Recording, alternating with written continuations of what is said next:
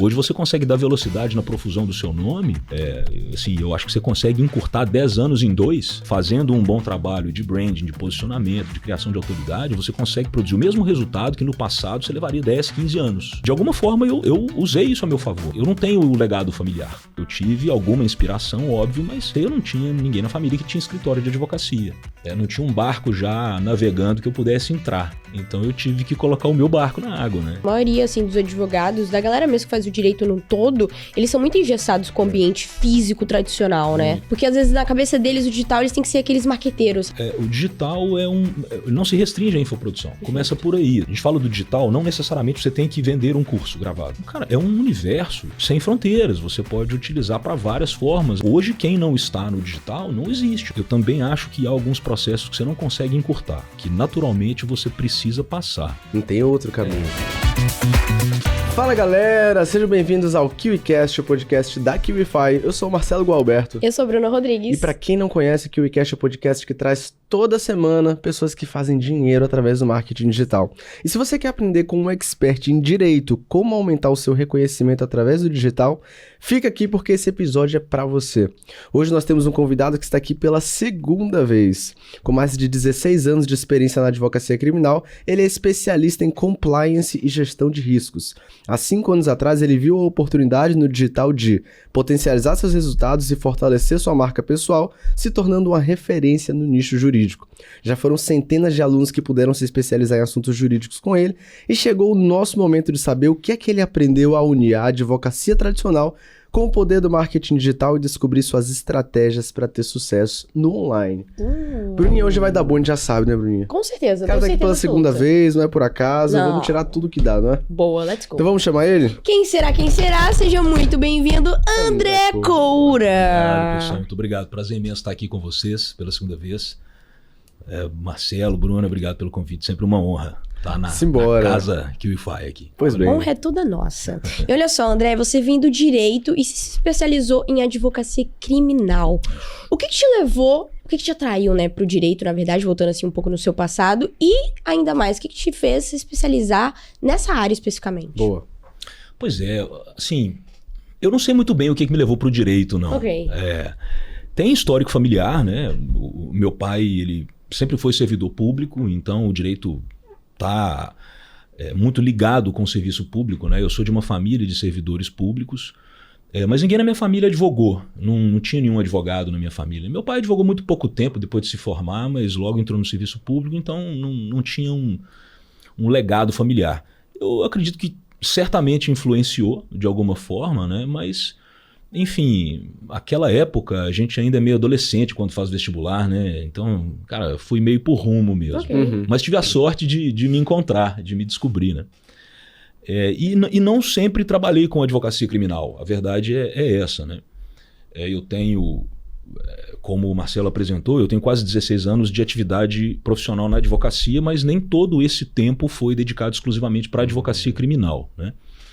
Eu comecei como todo advogado começa, a maioria dos advogados começam fazendo um pouco de tudo, né? Meio clínico geral ali, e pouco a pouco eu fui me dedicando, o escritório foi se dedicando mais a atuar com a pessoa jurídica, atuar com direito empresarial, direito societário, né? Trabalhei alguns anos com isso, mas eu sempre tive uma paixão pela advocacia criminal. O direito criminal sempre me chamou muita atenção, desde a faculdade, enfim. Isso é muito natural de acontecer com estudante de direito, né? O direito penal é a menina dos olhos de muita gente, né? Aquela do filme americano, do júri, etc, né? Então, assim, tem uma certa sedução. E eu sempre tive isso, sempre gostei de estudar a matéria criminal. E pouco a pouco, ao longo da carreira, eu fui fazendo essa incursão, essa pivotagem, né? Começando a trabalhar com algumas coisas um pouco mais simples do direito penal e tal. E a coisa foi progredindo, foi evoluindo, né? E hoje a advocacia criminal é de fato o carro-chefe do meu negócio, né? do meu escritório. É uma advocacia criminal muito posicionada em um perfil específico de cliente e de casos, né? Então hoje eu diria que é o que a gente faz. O que a gente faz hoje, o nosso core business no escritório é de fato a advocacia criminal, né? Legal. Mas que é um universo muito grande, né? Quando se fala de advocacia criminal, muitas vezes a pessoa pode ter na cabeça a ideia do advogado que está sempre em presídio, do advogado que está sempre em delegacia, né? E essa não é muito a realidade da nossa atuação. Isso faz parte também do universo da advocacia criminal, mas não se resume a isso, né? Não se restringe a isso. Hoje a gente trabalha muito com empresários, a gente trabalha muito com casos que dizem respeito a questões de direito penal econômico, direito penal empresarial. Então, assim, é uma advocacia que a gente conhece por advocacia do colarinho branco, né? Ou crimes do colarinho branco. Esse é o nosso objeto de trabalho mesmo, assim, no escritório. Entendi. Que legal, cara. Eu tenho uma família, particularmente, que é do direito. Meu pai, minha mãe, minha irmã, todo mundo bacharel. Só eu que não sou. Apesar que já fiz direito, então tenho uma noção. E eu sei que uma coisa que eu ouvi desde criança é, cara, se você quer ter dinheiro, você precisa ser o médico ou engenheiro ou fazer direito. Essas são as 3 meninas do de ouro do vestibular como um todo, assim, geralmente. Mas a verdade é que essas são 3 áreas que são extremamente competitivas. E eu vejo pela minha família, pelos meus amigos. Hoje você dá pra fazer muita grana no direito? Dá. Mas você tem de ser muito bom, porque tá todo mundo de olho no direito, tá todo mundo de olho na medicina, tá todo mundo de olho na engenharia. Então, pra você, como é que foi esse processo de ganhar reconhecimento e ter resultado em um mercado que é extremamente competitivo no Brasil? Sim, muito. Muito competitivo e muito clássico. Eu acho que essa é a questão. Essas carreiras que você citou, né? De fato, são carreiras em que o profissional consegue se estabelecer muito bem financeiramente, mas é o que eu costumo dizer em relação ao direito, eu acho que se aplica a essas outras carreiras tradicionais, né? Carreiras clássicas, medicina, engenharia, contabilidade, direito, etc. O tempo de maturação desses negócios, né? Primeiro que assim, esse tipo de profissional, cara, mais recentemente começou a entender que precisa se compreender como empresário. Então isso já é uma virada de mindset recente, poderosa, mas recente, né? E esses negócios, chamando de negócios o consultório médico, o escritório de advocacia, o escritório de engenharia, enfim, são negócios que normalmente demoram mais tempo para se maturar no mercado, né? São negócios que você não tem, especialmente a depender do nicho dedicado, você não tem um potencial de escalabilidade tão grande, você demora aquele famoso tempo de criar o seu nome no mercado, né? Então isso toma tempo, isso tem um tempo natural, orgânico para o profissional se maturar, ganhar reconhecimento de mercado, enfim, desenvolver o negócio, né? Especialmente quando o profissional não vem de uma família que deixa o legado. Porque, é diferente. Você acabou de se formar em direito, mas seu pai tem um escritório que tem 40 anos de mercado. Uhum. Você vai entrar num negócio que já está tracionando, já está andando, então isso é diferente, né? Para quem não tem, o caminho sempre foi o tempo.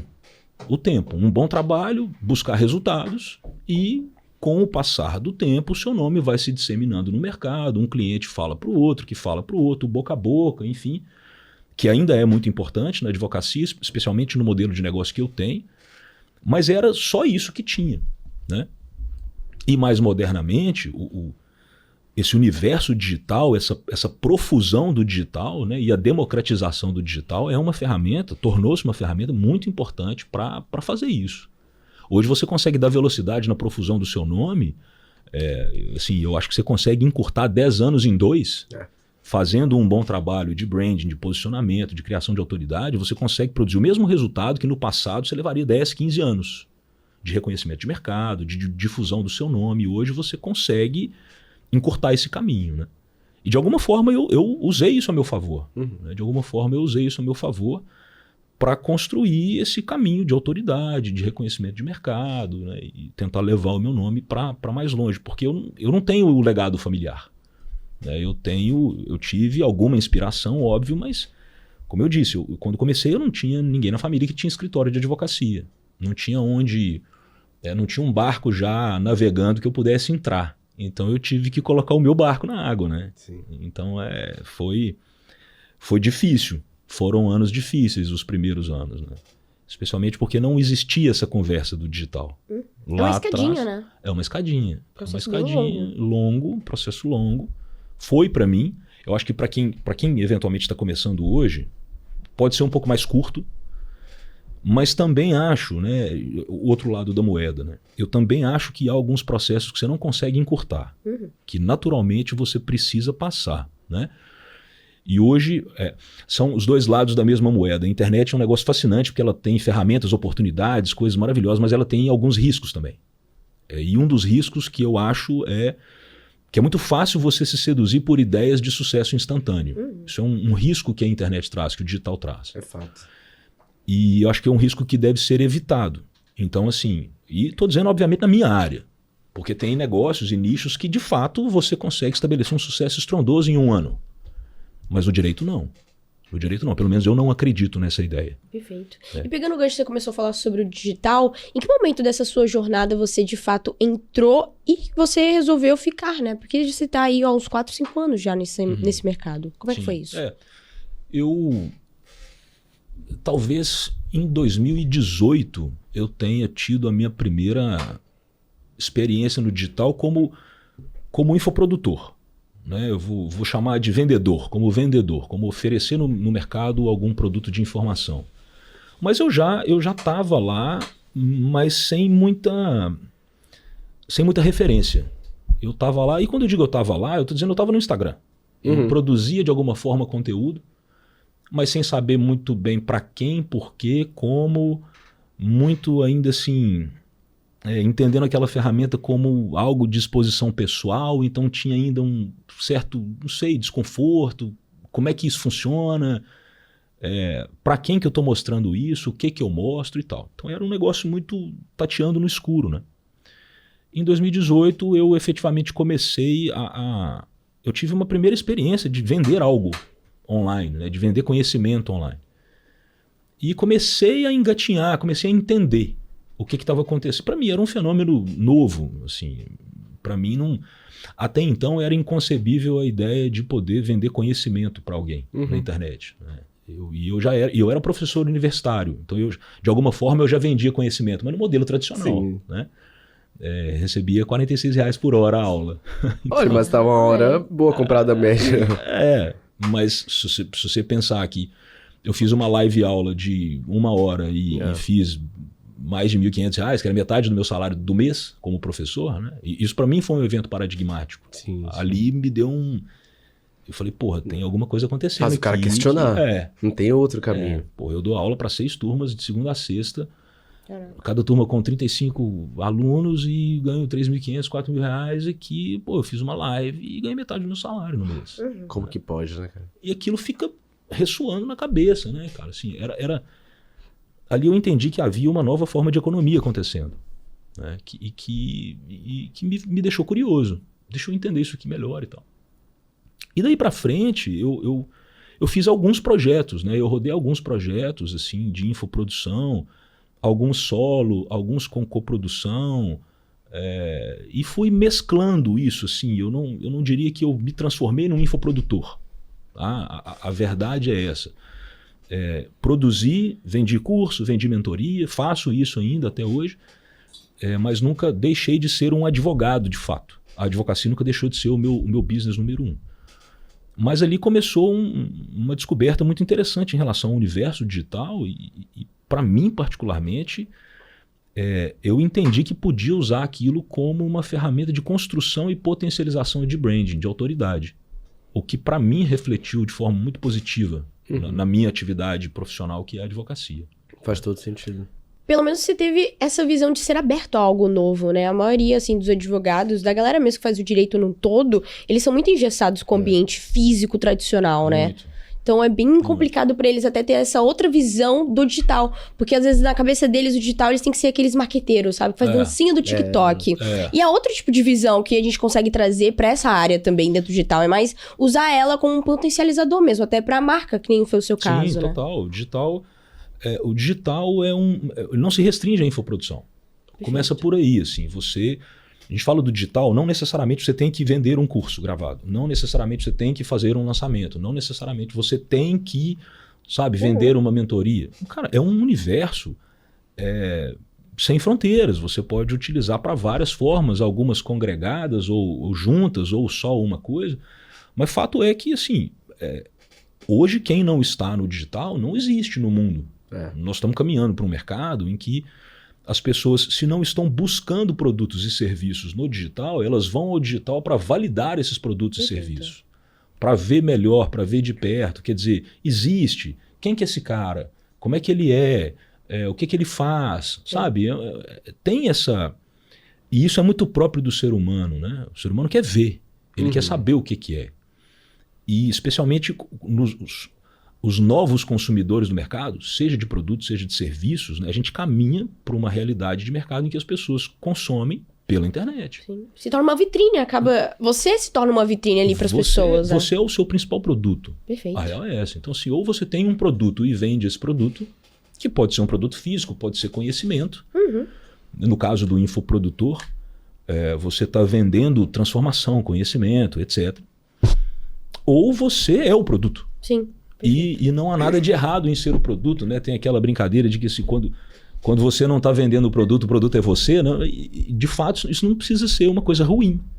No meu caso, eu sou o produto. E eu tenho plena consciência disso. Na advocacia, eu sou o produto. O cliente quer contratar a mim. Pela autoridade, pela imagem de credibilidade profissional, de excelência técnica, pelos resultados prévios, pelo portfólio e tal. Então, as pessoas viram produtos, especialmente o prestador de serviço.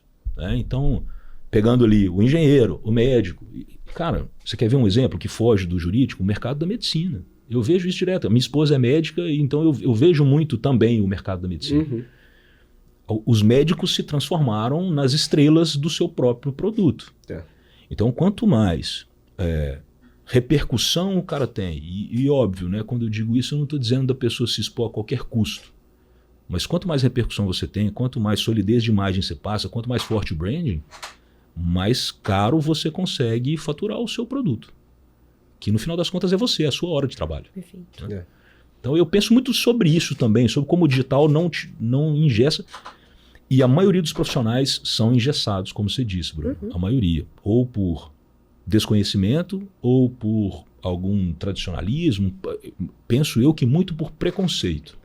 Tem essa ideia de que foi para a internet, você virou blogueiro, você virou influencer, daqui a pouco você vai estar divulgando o link do Tigrinho. Então tem essas... Sim.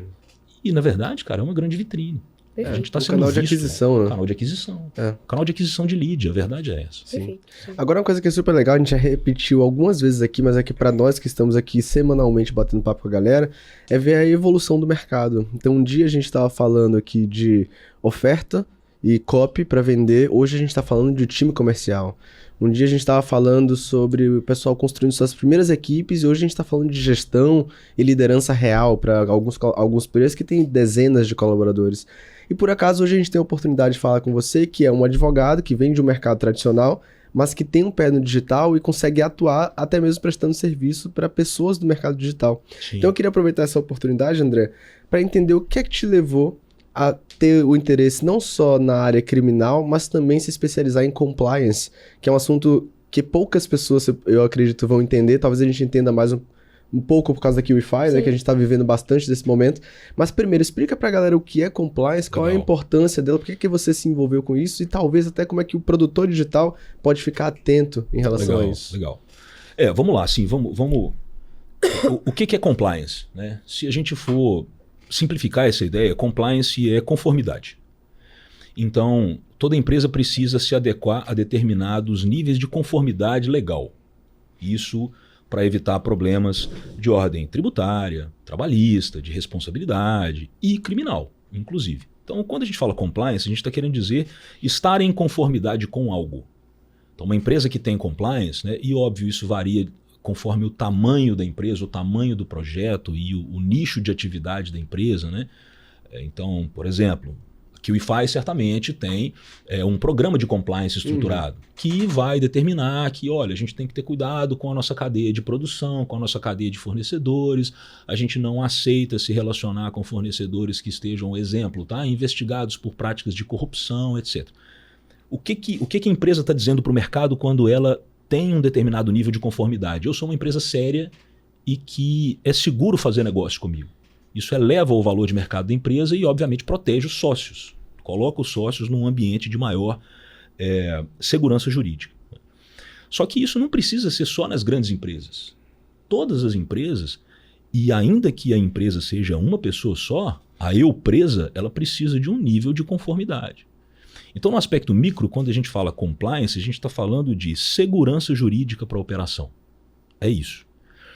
E a gente começou a entender que muitos players especialmente do mercado digital, e eu estou dizendo isso porque é o objeto da nossa conversa aqui, mas não apenas. Né? Hoje a gente trabalha para muitos empresários de vários nichos, de várias áreas, prestando esse serviço que a gente pode chamar ou de compliance, ou de assessoramento, de aconselhamento, né, de advisor, enfim, que basicamente é dar a mão para o cara, é dar a mão para o empresário e falar, vamos junto. Vamos junto. Você tem várias decisões para tomar, essas decisões podem refletir em questões positivas ou negativas, elas podem te colocar em risco ou não. Então vamos estudar o risco juntos e vamos tomar as decisões juntos, pensando no agora e no futuro da empresa e do sócio. A gente tem vários clientes de várias áreas, mas a gente também tem muitos clientes na área do digital que são infoprodutores, que são, enfim, coprodutores, que são empresas que trabalham com gateway de pagamento, que são, enfim, vários aspectos do mercado digital para os quais a gente faz esse trabalho. Porque a gente começou a entender que muitos segmentos do digital começaram a se expor a riscos muito sensíveis desnecessariamente. E como que a gente começou a perceber isso? A gente trabalha com isso, a gente acompanha os movimentos, por exemplo, das polícias, dos ministérios públicos, as investigações que têm acontecido, etc. E um segmento importante do mercado digital começou a ser alvo dessas investigações e processos e apurações. Muito pela ausência de uma conformidade, muito pela ausência de uma formalização correta, de entender como que ele precisa fazer o tratamento tributário do negócio dele, como que ele precisa estruturar o negócio dele, fluxo financeiro, enfim. Então, em resumo, trazendo isso aqui para a realidade do dia a dia. O que a gente começou a perceber? O digital trouxe um novo perfil de empresário para o mercado. Um perfil de empresário que muitas vezes é muito bom naquilo que ele faz no digital, gestão de tráfego, copy, criação de conteúdo, enfim, no próprio produto fim, seja inteligência emocional, seja encapsulado, seja o que for, não importa. O cara é muito fera naquilo, ele sabe muito performar no digital, mas ele não tem experiência e não tem maturidade empresarial e formal, o que o coloca num cenário de risco muito importante. Por quê? Uma das características do digital é a possibilidade de gerar muito resultado financeiro em pouco tempo. E a geração de muito resultado financeiro em pouco tempo necessariamente chama a atenção de alguns setores, de alguns órgãos públicos, Receita Federal e etc. Então, esse perfil de empreendedor, que é muito bom na produção de resultado, mas tem déficits na condução formal do negócio, porque no final do dia, cara, toda empresa tem que ter um CNPJ, tem que ter um contrato social, você tem que ter uma assessoria contábil, você tem que entender qual é o caminho do dinheiro que acontece na sua empresa. Uma empresa não pode ter um fluxo financeiro de 2, 3, 10 milhões no seu caixa e distribuir isso para o sócio sem nota fiscal. Como é que essa grana chegou? Como é que o sócio saiu de um cara que trabalhava no... A história é muito bonita para fim da cópia do digital. Cara, ontem eu trabalhava nesse quartinho com esse notebook velho, hoje eu tenho liberdade financeira e geográfica com MacBook em Dubai numa Lamborghini. Lindo, a cópia é legal. Mas efetivamente houve esse crescimento financeiro tão rápido assim? Se houve, de onde veio esse dinheiro? Como é que ele chegou até a sua empresa, se é que tem uma empresa? Como é que ele veio parar no seu CPF? Isso está no nome de quem? Porque as autoridades, quando começam a investigar, elas querem saber disso. E aí a nossa ideia é trazer esse empresário e dizer para ele, olha, cara, vamos estruturar. Vamos dar o seu show, faz o que você sabe fazer de melhor, mas vamos evitar riscos desnecessários. Para a gente evitar o que acontece, a gente tem visto acontecer recentemente, né? Cara, não vou citar nome, mas influencers gigantes que estão tendo problemas sérios com a polícia por conta da ausência de uma assessoria jurídica séria. Sim. Né? Então, em suma, em resumo, a gente entendeu que tem muita carência desse tipo de assessoria no mercado digital e que a gente pode ajudar, porque além da questão técnica jurídica, que é um papo que o empresário do digital não quer ter, e normal de não querer ter, mas alguém precisa ter esse papo. Então a gente se coloca como esse player que vai falar, cara, eu cuido disso para você. Legal. Você tem que dar o seu show, fazer o que você sabe fazer. Mas isso aqui é crucial, alguém precisa fazer. Eu vou fazer isso para ti, vai dar seu show, a gente cuida disso aqui, e sabendo também aliando a questão técnica, formal, a conversa burocrática e chata do direito com o universo do digital. Porque, como a gente, enfim, estava conversando hoje mais cedo, esse empresário, ele senta à mesa com um advogado, vou chamar de old school, com todo respeito, e vai falar para o cara de lead, CPL, CPC, funil, audiência, conteúdo, copy, gateway, enfim, rev share e essas coisas, e o advogado que não está preparado para isso vai falar com esse cara sobre questões jurídicas que ele não quer nem saber. Então a sintonização de linguagem, eu acho que esse é um ativo que a gente consegue ter, porque a gente consegue ir à mesa e conversar com o empreendedor do digital de igual para igual. O cara vai falar, eu vou entender o que ele está dizendo, e eu vou modular a informação jurídica para colocar em termos que ele entenda como isso impacta no negócio dele. Acho que esse é o ativo, sabe? Existe um faturamento, por exemplo, eu tô faturando tanto, eu já tenho que procurar esse tipo de serviço? Ou realmente é questão dessa progressão ser muito rápida? Não tem um faturamento específico, né? Mas eu costumo dizer o seguinte, cara, você está empreendendo no digital? Sim. O que me interessa saber para um dimensionamento de risco? O que você está oferecendo? Qual é o mercado?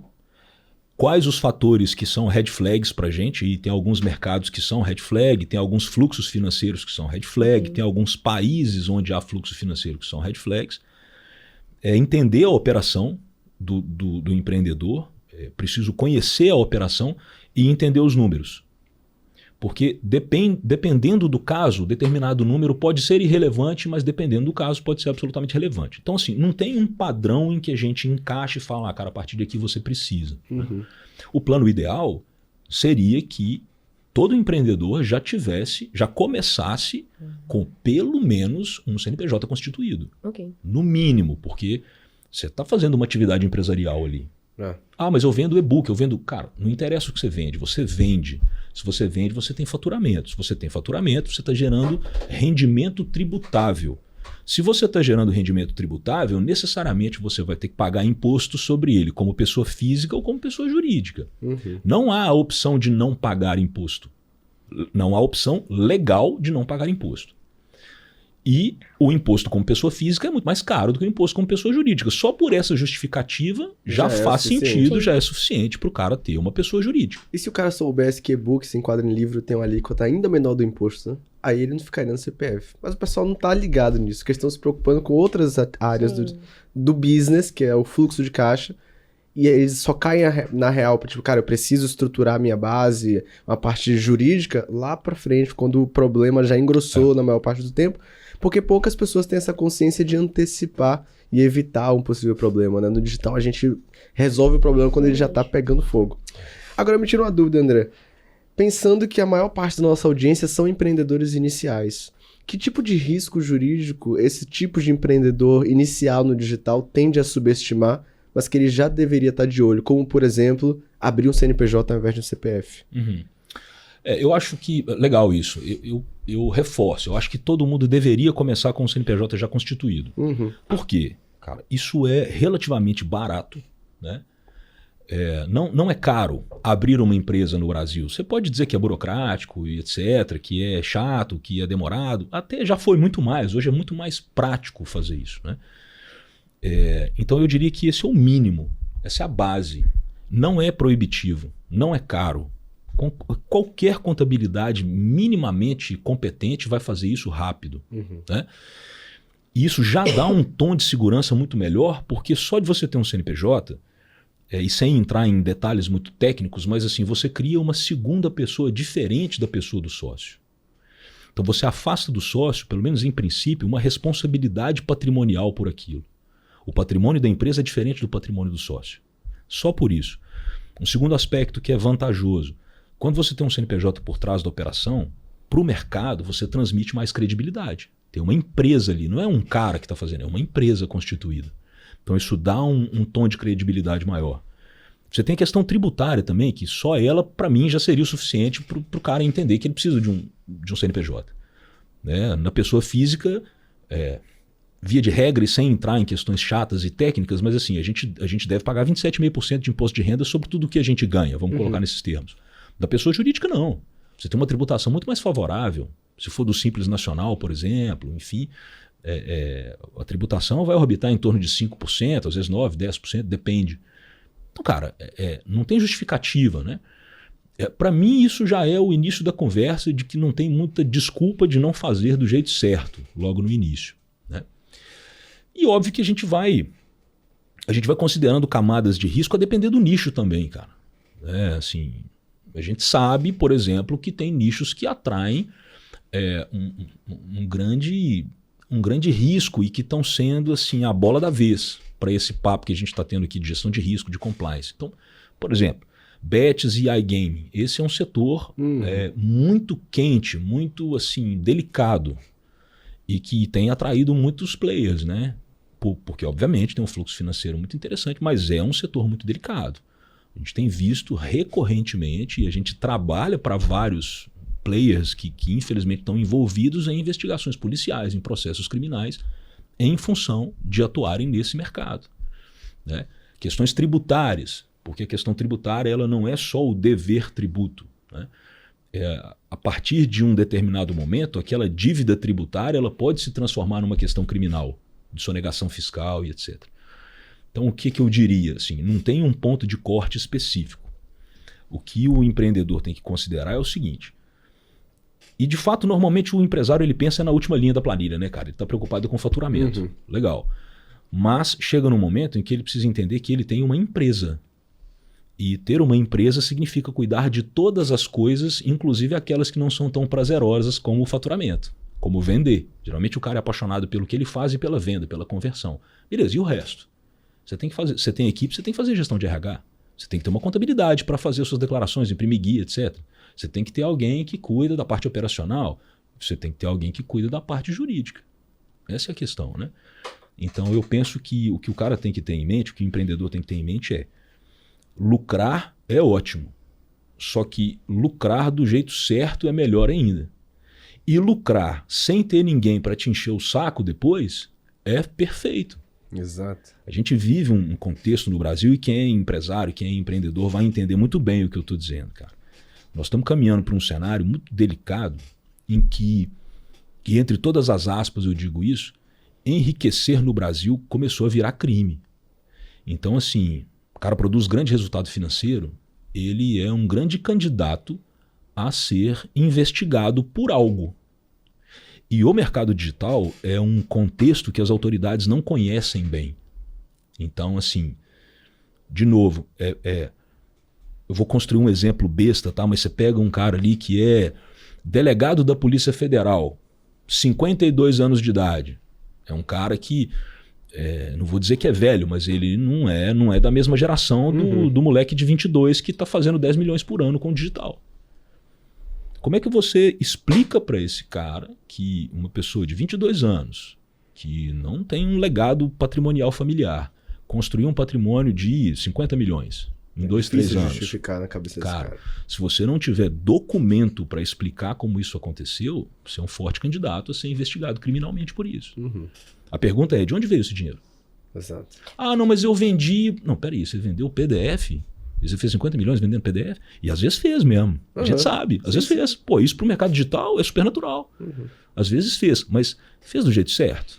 Você tem documento para mostrar que você fez 50 milha com PDF? Mas em algum momento eles também vão ter que começar a se atualizar sobre isso. Com né? certeza. Não tem pra onde fugir, porque essa é a realidade que a gente vive hoje. O mercado não volta. Não. Mas André, voltando aqui um pouco pra sua experiência dentro do digital, mas você viu a oportunidade de não vender, né? Mas usar a plataforma pra potencializar ali seu reconhecimento e quem você é. Quais foram as suas primeiras estratégias que você usou pra criar essa credibilidade dentro desse mercado? Porque, claro, no tradicional você já tinha ali o seu nome, né? O que eu tentei fazer, e ainda tento fazer hoje, né? É construir uma vitrine de fato que transmita aquilo que eu entendo que é o valor que são os valores, né, que constroem aquilo que eu chamaria da minha marca. Então, assim, óbvio que eu comecei a fazer isso há mais tempo sem muita noção, meio assim, por rumo. Eu não sabia muito bem o que funcionava, até porque eu também não tinha muito clara essa ideia do que é uma identidade de marca. Okay. Assim, E acho que isso é recorrente. Você pegar um cara que é completamente do offline e perguntar, cara, quais são os valores da sua marca? Ele vai demorar um tempo para entender a pergunta que você está fazendo para ele. E eu também não tinha muita clareza disso, né? E eu fui começando a entender, peraí, o que eu faço, por que eu faço, quem é o meu cliente potencial, comecei a tentar calçar o sapato do meu cliente potencial, sabe? Se eu fosse esse cara, o que eu valorizaria num advogado se eu precisasse de um? Legal.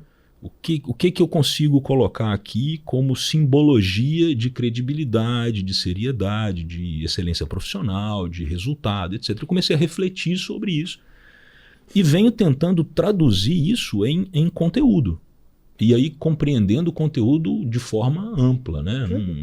Não digo um vídeo falando sobre... Que muitas vezes, cá para nós, assim, é a minha visão, tá? O cara que vai lá ver para o meu modelo de negócio, né, que não é algo... Perceba, eu não tenho algo físico para entregar para o meu cliente. O que eu vendo para o meu cliente é a credibilidade que ele tem em mim. Uhum. É muito abstrato isso. Eu não tenho algo para... Estou falando para o meu cliente da advocacia, certo? Eu não tenho um produto para entregar.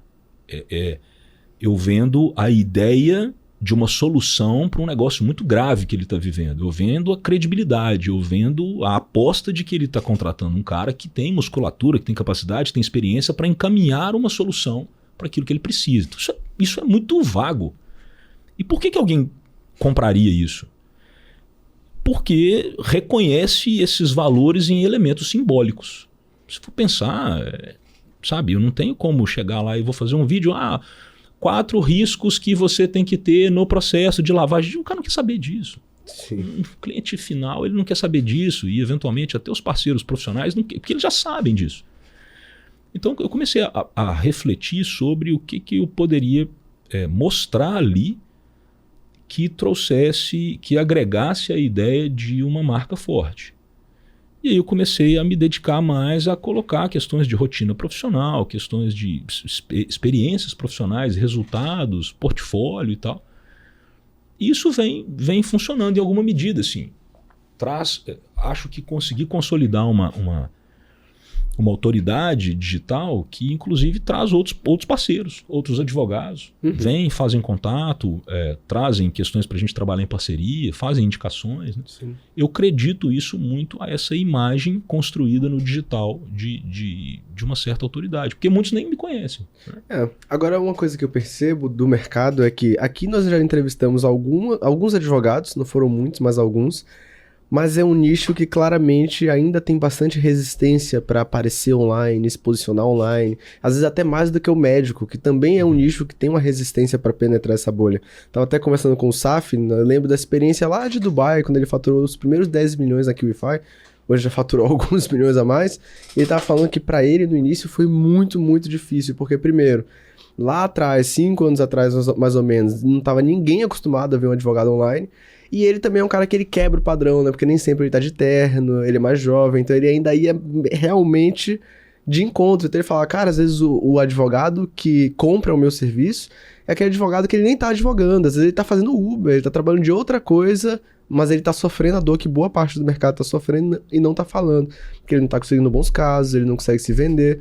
E aí ele foi pegando uma massa específica e aí à medida que ele foi aumentando o lastro, credibilidade, hoje ele consegue lidar com nichos um pouco mais, entre aspas, finos, mas é um desafio. Então eu queria entender de você, por que você acha especificamente que o nicho de advocacia tem ainda essa resistência com o mercado digital?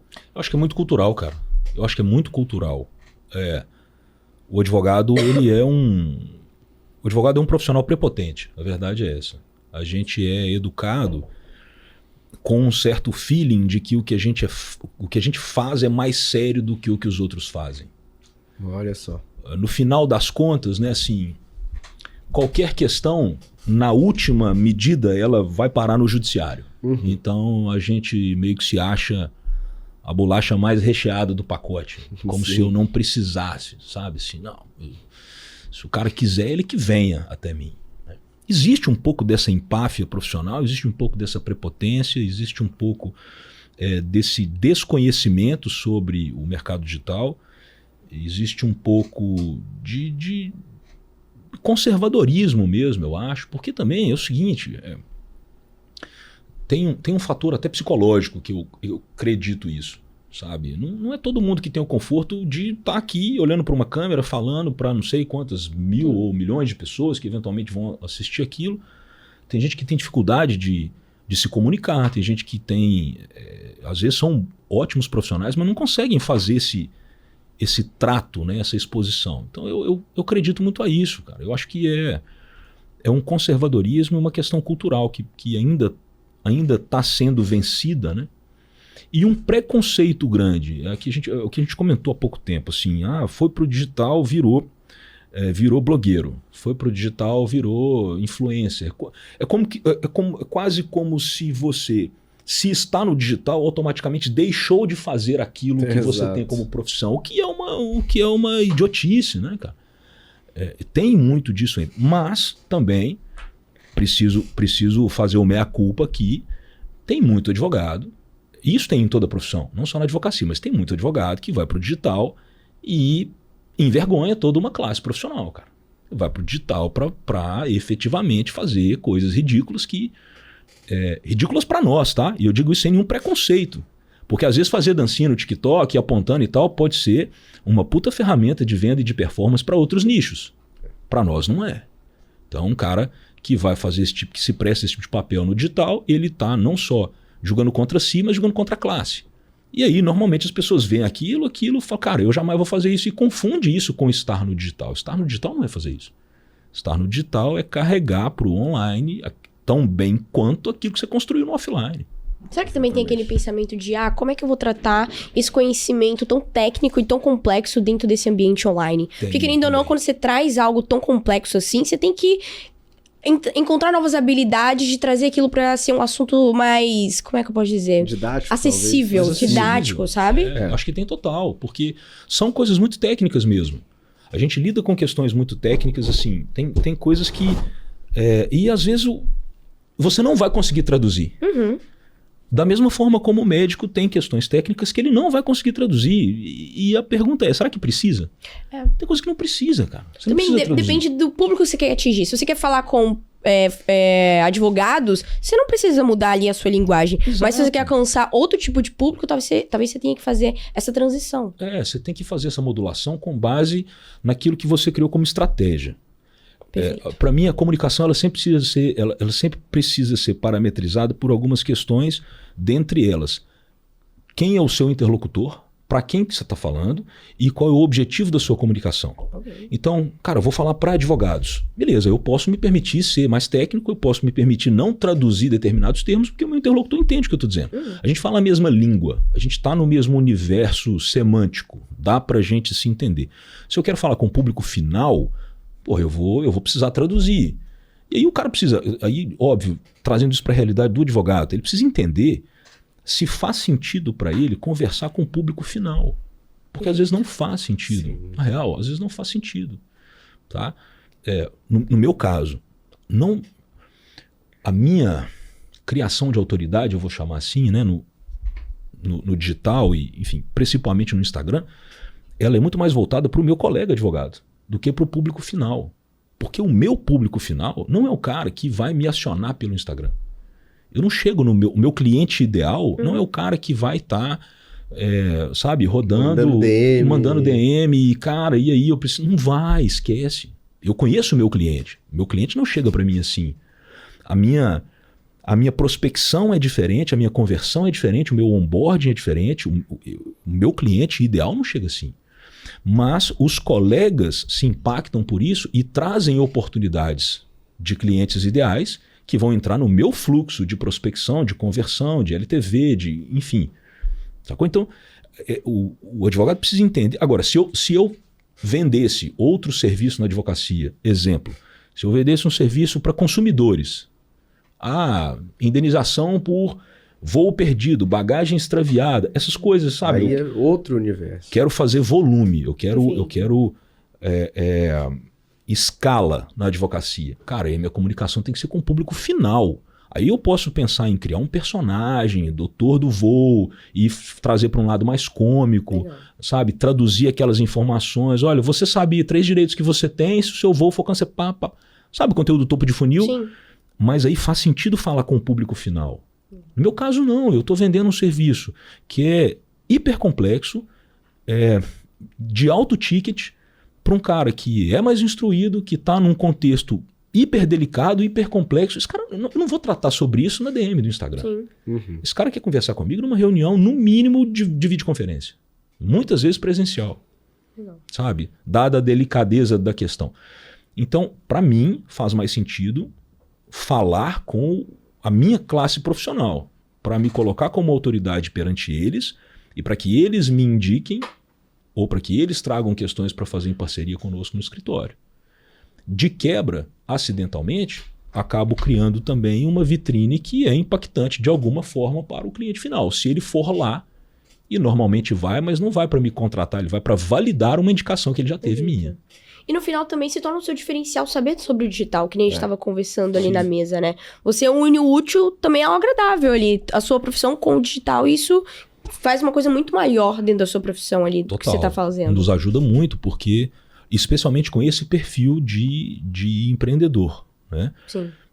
Quando a gente vai para a mesa conversar com esse cara, eu percebo, eu tenho feedbacks às vezes até falados mesmo, do conforto que é conversar com alguém que entenda o que ele está dizendo, que tenha a possibilidade de ajudar com o problema e que entenda o que ele está dizendo. Foi o que eu disse, assim, muitas vezes se você pegar um advogado mais old school, vamos chamar assim, né, mais velha guarda, talvez o cara até seja um puta profissional, muito bom tecnicamente, mas às vezes vai ter uma dificuldade muito grande de entender qual é a relação jurídica, por exemplo, de um gateway de pagamento com as empresas que usam o gateway de pagamento e os clientes das empresas que usam o gateway de pagamento. Quer dizer, o cara ele vai ter uma certa dificuldade de entender aquele panorama do que está acontecendo na vida real e trazer isso para o direito para entender qual solução ele vai encaminhar. Se o cara não entende o problema, como é que ele vai solucionar o problema? Então, assim, eu vejo como um ativo o fato da gente conseguir conversar na mesma linguagem do empreendedor do digital e ele nos entender e a gente o entender para a gente conseguir criar soluções com sinergia, sabe? Vejo como um diferencial, sim. Massa. Nossa. Agora, me explica, a título de desafio. Uma vez que você falou, cara, esse é um caminho pra mim, talvez não necessariamente pelo seu modelo de negócio para aquisição de cliente, mas para validação da sua personalidade ali online, como advogado criminalista, foco aí em compliance e tudo mais. Quais foram os desafios que você teve para trazer o seu conhecimento técnico para a plataforma, tipo o Instagram? Que eu imagino que deva ser sua fonte central, assim, de branding, né? Sim.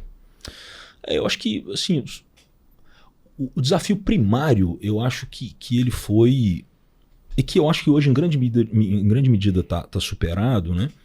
Foi aquilo que eu ainda acho que é o maior desafio de todos os outros advogados, cara, que é se expor, é ter o estômago de colocar a cara, né? Depois que a gente desencanta com isso, é muito fácil, é muito fluido, né? Você tira o telefone quase que automaticamente, bota a cara, faz um conteúdo ali e tal. Mas no início isso é difícil, porque não era algo que eu estava acostumado a fazer, é algo que te expõe. Infelizmente a gente recebe crítica por fazer isso, a classe acaba, né, assim... Beleza que depois que o negócio dá certo, os caras sempre soube que ia dar certo, é sempre assim, né? Mas esse foi um desafio, né, que eu tive mais no início e que acho que consegui enfrentar de grande forma. E eu acho que o desafio é conseguir acompanhar o ritmo das coisas, cara. O ritmo do mercado digital, o ritmo das trends, né? Assim, no sentido de que, cara, o que eu preciso fazer para entregar exatamente aquilo que eu quero estrategicamente, né? Não se seduzir por aquilo que todo mundo está fazendo. Cara, mas se todo mundo está fazendo, mas será que faz sentido para o meu negócio? Será que faz sentido para a minha estratégia de construção de marca? Né? Acho que o desafio é descobrir aquilo que funciona para a gente. Para mim esse é um desafio. E vou te falar, eu acho que é um desafio que não se resolve. Porque hoje isso aqui funciona, mas amanhã talvez não funcione mais. Eu preciso pensar como continuar trabalhando no branding, como continuar trabalhando naquilo que eu vi que tem resultado para mim, né? Eu acho que esse é o desafio do todo dia. Faz sabe? sentido. Do todo dia. up-to-date com a evolução do negócio. Né? Sim. Cada dia tem uma coisa diferente, cada dia tem, enfim. Tem um funil novo. Um funil novo, enfim, o gosto do mercado muda. Os clientes mudam, né, cara? É o que a gente estava conversando, assim, os clientes mudam. Há 10 anos atrás, se o advogado falasse, eu vou fazer uma reunião com um empresário. Essa figura do empresário, você imaginaria um cara de 45, 50 anos, cabelo branco, etc., pai de família, ia chegar lá, talvez com uma blusa social, empresário. Mas você fala, cara, eu vou fazer uma reunião com um empresário, vai chegar um moleque de 16 anos, de chinelo, bermuda e 20 milhões de faturamento. Você vai falar que isso não é um empresário? Porra, o cara às vezes fatura mais do que negócios que estão há décadas no mercado. Uhum. Então o perfil do empresariado mudou também. Total. Eu acho que esse também é um desafio, e aí não é só para o digital, é um desafio para a gente no exercício profissional mesmo. Sim. Eu tenho que adaptar a minha linguagem, muitas vezes, para conversar sobre um negócio muito técnico, muito grave, porque no limite eu estou falando de algo que pode impactar na liberdade do cara, às vezes para esse sujeito, às vezes para esse cara de 17 anos, 18 anos, 20 e poucos anos de chinelo. Eu tenho que pivotar a linguagem, eu tenho que trazer isso de uma forma que ele entenda. Né? Perfeito. E André, apesar de hoje você ainda atuar como advogado e usar o digital para o seu branding, você também oferece cursos, mentorias, tem produtos digitais? Tenho produto. Eu tenho, assim, correntemente eu tenho uma mentoria. Ok. Né? Eu já tive cursos, já tive outras formas de mentoria, né? Já fiz alguns projetos de mentoria, mas eu sou um fã do modelo de mentoria. Eu gosto da mentoria como produto porque você tem... Talvez isso seja um resquício do eu professor, Sim, sabe? é isso que eu ia falar. Porque você tem aquele contato. O curso gravado, beleza, você tem uma perspectiva de escala muito maior, faz sentido sob o ponto de vista de modelo de negócio escalável. Mas a mentoria, cara, tem algo diferente. Você abrir uma call ali ao vivo com a galera, fazer um hot seat, compartilhar a experiência. Eu gosto desse modelo, sabe? Então, sou um fã do modelo de mentoria, tenho um programa de mentoria, hoje, inclusive, rodando uma turma, né? Mas, assim, eu faço isso... Eu não tenho calendarização, eu não tenho aquela de eu lanço a cada 2 meses, eu tenho meta de faturamento, não tenho. Eu não tenho time, não tenho... A minha operação, ela é 100% orgânica, 100% eu, 100% rudimentar. É assim que eu toco, sabe? Até porque não é o meu business sabe? Assim, é muito legal, eu gosto muito, faturo, não mais do que advocacia, não expressivamente como esses exemplos que a gente está dando, os caras de 10, 20, 30 milhões. Mas eu faço isso assim, esporadicamente. Eu costumo brincar que eu preciso estar na vibe. Eu estou na vibe, vou abrir uma turma de mentoria. Pá, e aí eu vou. E foi assim nessa última. E deu certo. E quem é o seu cliente da mentoria? Quem é a pessoa que compra? Advogados, majoritariamente criminalistas. Eu já fiz alguns programas de mentoria focados especificamente para advocacia criminal, né? Que foi a maioria deles. Esse último eu fiz um pouco mais aberto, eu não fechei assim, só para criminalistas, eu fiz um pouco mais aberto, porque a gente está conversando um pouco mais sobre gestão, sobre negócio, sobre business e tal. Mas normalmente é o advogado criminalista. Justo. Normalmente porque também cara, é o meu ponto de vista, né? A minha visão de mundo é onde eu posso agregar mais também. Sim, sim. E você trouxe aqui que uma das suas estratégias de vendas é as vendas orgânicas. Para quem tá começando no digital, também nesse nicho do direito e tudo mais, qual que são suas dicas para conseguir vender de forma orgânica? Boa. Legal. Eu acho que, assim, primeiro, né? Evidentemente, você tem que ter audiência. Então, é importante se preocupar em aumentar a base. Divido. Né? Não acho que é importante você pegar muito ao número. Eu preciso ter 100 mil seguidores, 1 milhão, 200 mil. Eu acho que não, enfim. Métrica de vaidade. Exato. Aquela ideia do, seguidor não paga boleto. Não paga, mas sem seguidor também não tem como converter, né? Enfim. Então eu acho que não precisa você pegar muito ao número, mas tem que preocupar em construir base. E acho que tem que preocupar em construir relacionamento com essa base, principalmente. Porque o que eu percebo que é muito responsável pelas minhas conversões desses produtos digitais, né? Quando eu faço essas minhas ofertas. E como eu não faço, na maioria das vezes, tá? Já fiz projetos em coprodutos, inclusive com o Saf, que é da casa aqui também, um cara que amo de paixão, um cara excepcional. A gente já fez projetos, obviamente com investimentos bem maiores em tráfego e tal. É outra dinâmica, cara. Lançamento com tráfego e equipe e estrutura é um universo completamente diferente. Por isso que eu nem chamo de lançamento isso que eu faço. É uma oferta. Ok. É uma oferta. Eu vou no story e falo, moçada, vou abrir uma turma de mentoria, vai funcionar assim e tal. Venham, vamos falar sobre e tal. E o que eu percebo que é o grande responsável pela conversão? Aquilo que eu construí como credibilidade profissional junto aos demais colegas. De não ser um advogado, de não fazer aquilo que a gente falou, do cara que vem e faz dancinha, e, sabe? O pessoal sabe, de alguma forma, talvez eu não saiba explicar especificamente qual foi a estratégia usada para fazer isso, porque foi muito intuitivo também. Mas o resultado eu consigo dizer. Eu sei que o pessoal sabe que eu sou um profissional sério. Que eu sou um cara que não falo de fantasia. Eu não vendo algodão doce na internet. Eu não vendo pro cara, sabe, compra minha mentoria e semana que vem você vai estar milionário. Cara, é papo reto. Papo reto. O que eu tenho para te passar é isso, cara. Eu tenho para te passar 16 anos de experiência profissional, os erros, os acertos, o que eu não faria de novo, o que eu faria de novo e a minha trajetória profissional. Tudo que eu tenho hoje eu devo à advocacia. Posso compartilhar os meus erros e acertos. Então, assim, eu acho que, de alguma forma, o público sente que não é charlatanismo, que eu não estou usando uma copy pré-feita para aquilo, eu estou sendo verdadeiro, eu estou sendo genuíno, e que eu tenho credibilidade, porque eu mostro o resultado. Eu compartilho os sucessos do escritório, eu compartilho os casos em que a gente trabalha. O meu público acompanha e sabe o nível de complexidade dos casos em que eu trabalho. Então eu acho que isso é o grande responsável pela conversão nesses momentos de oferta que eu faço. E todas essas mentorias, elas são high tickets? Eu consideraria high ticket. Ok. É um ticket de... E normalmente essa foi a média dos projetos, assim, mentoria coletiva 3 mil, mentoria individual 5, 6 mil. Hoje ainda pratico esse ticket, né? Nessa última eu não ofereci mentoria individual, até por questão de agenda, porque de fato quando você se propõe a fazer mentoria individualizada, toma um tempo danado, isso consome agenda pra caramba. Então o ticket foi esse, de 3 mil. O que para produto digital eu consideraria, para o mercado jurídico eu consideraria high ticket. Legal. Eu consideraria high ticket. E o fato de você fazer esses picos de lançamento e você ter muita credibilidade é o que gera essa escassez ali pra galera. E a galera vai na hora que abre. Então é muito mais fácil pra você fazer essa venda, né? Eu acho que gera uma onda retida ali, sabe? Como eu não faço sempre... Será que vai ter ainda?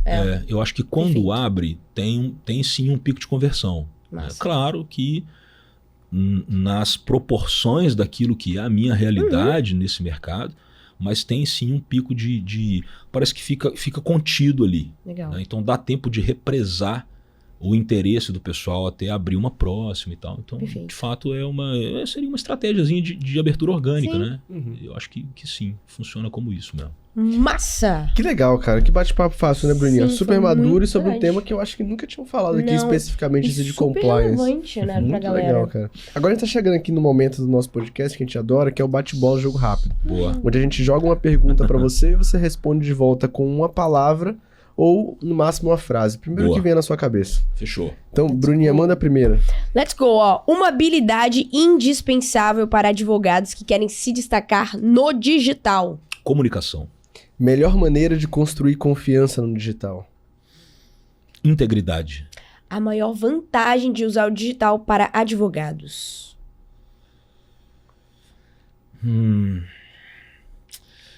Autoridade. Uma coisa que virou a chave e te trouxe sucesso nesse mercado. Capacidade de fazer branding. Boa. Prova social ou prova técnica para vender mentorias?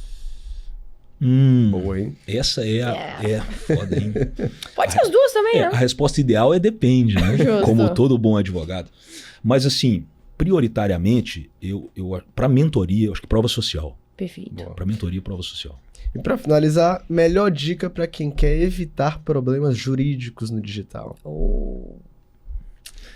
Cara, Compra a boa. mentoria do André, né? Não vou fazer um arrasta pra cima desse. Mas assim, não, de coração aberto e com muita integridade. Tenha um advisor. Tenha um advisor. Essa é uma figura que cada vez mais eu acredito que eu acredito que esse é o futuro do advogado. É ser aquilo que a gente chamaria de consigliere, de conselheiro mesmo.